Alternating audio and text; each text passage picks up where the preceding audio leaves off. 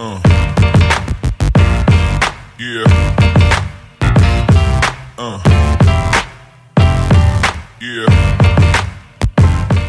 Teori kriminologi. Topik ketiga dari 75 topik. Pengertian kriminologi dan objek studi kriminologi, bagian ketiga. Utilitarian prevention, deterrence. Utilitarian prevention, deterrence adalah pencegahan pelanggaran hukum dengan manfaat melalui penolakan. Seorang pelaku kejahatan potensial diharapkan akan mengurungkan niatnya karena melihat begitu kerasnya hukuman yang dijatuhkan pada para pelanggar hukum. Oleh sebab itu, hukuman diharapkan mempunyai aspek pencegahan kejahatan dalam arti seseorang yang berniat melakukan pelanggaran hukum akan mengurungkan niatnya karena takut akan hukuman yang begitu keras. Inti dari pemikiran ini adalah bahwa hukuman yang menimbulkan derita tidak dapat dibenarkan kecuali dapat dibuktikan bahwa lebih banyak manfaat diperoleh dengan menghukum, memberikan derita, ketimbang tidak menghukum si pelaku pelanggaran hukum. Misalnya di negara-negara maju seperti USA, Kanada, negara-negara Eropa Barat dan Skandinavia, memberlakukan hukuman lebih dari 30 tahun bahkan hingga seumur hidup bagi pelaku kejahatan seksual yang memangsa anak-anak, yang dikenal dengan predator seksual. Hukuman ini tentunya tidak seberat hukuman di negara-negara Timur Tengah, yang kebanyakan menjatuhkan hukuman mati bagi terdakwa pelaku pelecehan seksual anak-anak tersebut. Namun demikian, sanksi hukuman di USA, Kanada, dan negara-negara maju tersebut, tentu bukan pula hukuman yang ringan bagi si predator seksual tersebut. Dengan demikian, apabila kita menyalami teori ini, maka teori tersebut lebih menekankan pada pertimbangan untung rugi yang mungkin saja terdapat dalam diri pelanggar hukum potensial, calon pelanggar hukum. Teori ini percaya bahwa pelanggar hukum potensial, atau calon pelanggar hukum, akan menimbang dengan seksama sebelum melakukan perbuatannya, lebih menguntungkan mana melakukan pelanggaran hukum atau tidak, dengan risiko jika perbuatannya tidak diketahui dia akan untung tetapi jika perbuatannya diketahui dia akan diancam hukuman yang menakutkan sehingga dia akan merugi. Sebagai contoh, walaupun sangat jarang sekali di negara-negara maju para predator seksual yang memangsa anak-anak di bawah umur, dijatuhi hukuman mati, kecuali jika mengakibatkan kematian si korban.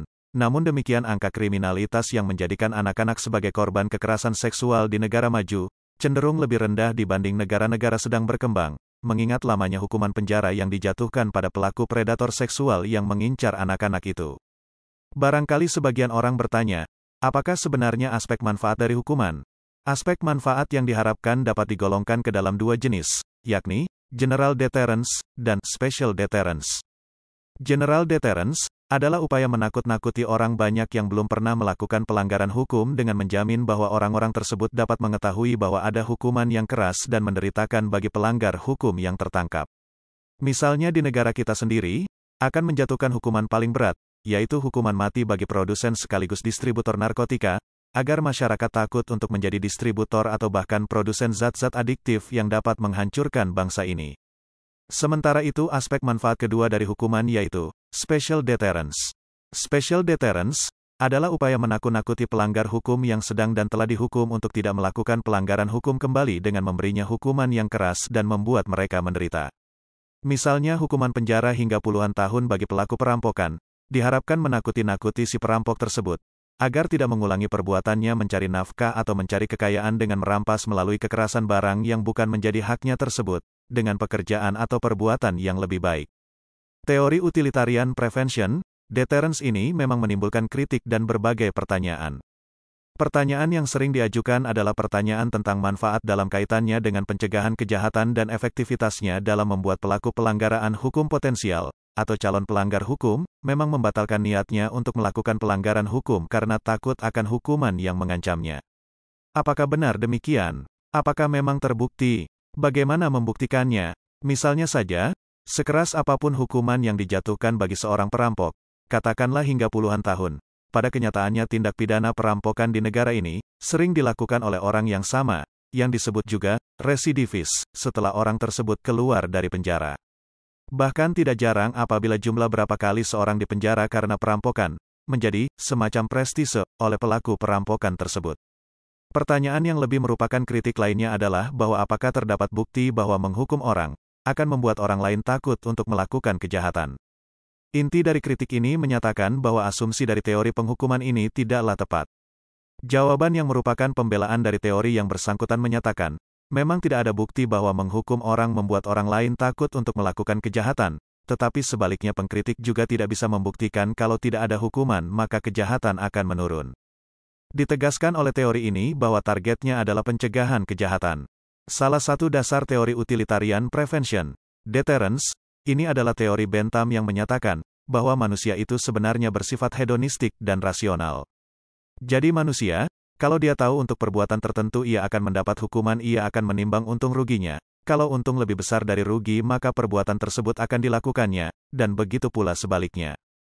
Kalau kita perhatikan maka di dalam masyarakat terdapat asumsi umum yang menyatakan bahwa dengan ancaman hukuman yang semakin berat maka orang semakin takut untuk melakukan pelanggaran hukum. Ternyata asumsi ini juga banyak ditentang, antara lain oleh penganut model psikologi. Para penganut psikologi akan berpendapat, misalnya saja, walaupun hukuman mati banyak diterapkan pada pelaku pembunuhan di banyak negara di belahan bumi ini, namun toh kasus-kasus pembunuhan masih saja terjadi di planet ini. Bagi pengkritik teori hedonistik, manusia tidak begitu sederhana hanya sekedar hedonistik. Tidak sedikit tindakan manusia yang disebabkan oleh impuls, di mana orang tidak selalu berpikir sebelum bertindak.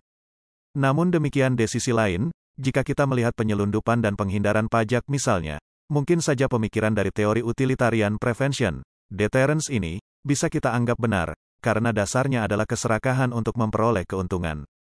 Hal lain yang harus dicatat adalah bahwa besar kemungkinan teori utilitarian prevention, deterrence ini sebenarnya ditujukan hanya kepada sebagian masyarakat yang pada dasarnya adalah taat hukum. Kalau pendapat ini kita terima, maka benarlah bagi mereka ancaman hukuman bisa menjadi deterrence. Tetapi bagi orang yang sering melakukan pelanggaran hukum maka teori utilitarian prevention, deterrence ini tidak berlaku. Ada keterbatasan dari teori utilitarian prevention. Deterrence ini, yaitu bahwa penjelasannya tidak berlaku bagi emotional crime. Dan kritik yang ada selalu ditujukan pada hal keberlakuannya hanya pada mereka yang pada dasarnya taat kepada hukum. Dengan kata lain teori ini hanya memperkuat rasa ketaatan terhadap hukum. Dalam kaitan ini, maka menarik untuk mengaitkan antara teori utilitarian prevention, deterrence, dengan teori retribution, khususnya dalam masalah moral guilt. Kesalahan adalah merupakan salah satu unsur dalam teori utilitarian prevention, deterrence. Kalau keterbatasan dari teori utilitarian prevention, deterrence diterima, maka ancaman hukuman bisa kita lihat sebagai psychological threat. Di sini kita bisa melihat dan mengerti bagaimana yang berwenang memakai ancaman tersebut untuk mengatur rakyatnya, mengekang terjadinya kejahatan. Selanjutnya, maka ancaman psikologis tidak hanya dibangun di atas bunyi ancaman, tetapi juga ditunjang oleh pelaksanaan daripada ancaman di dalam kasus-kasus tertentu. Dengan demikian dapat dilihat apa yang dinamakan sebagai suatu proses simbolik, bahwa ancaman tadi direalisasikan melalui suatu proses peradilan pidana. Oleh karena itu pengadilan sering dilihat sebagai lembaga simbolis yang bermaksud untuk melalui ritual seremoni. Dengan tata cara yang distandarkan, menunjang nilai-nilai yang diinginkan masyarakat untuk diutamakan dalam masyarakat. Melalui teori utilitarian prevention, deterrence, kita bisa mengerti mengapa dilakukan usaha misalnya ancaman hukuman berat untuk tindak-tindak tertentu. Ini dikarenakan lebih ditujukan terhadap masyarakat agar lebih mentaati hukum yang ada. Demikianlah materi ketiga teori kriminologi.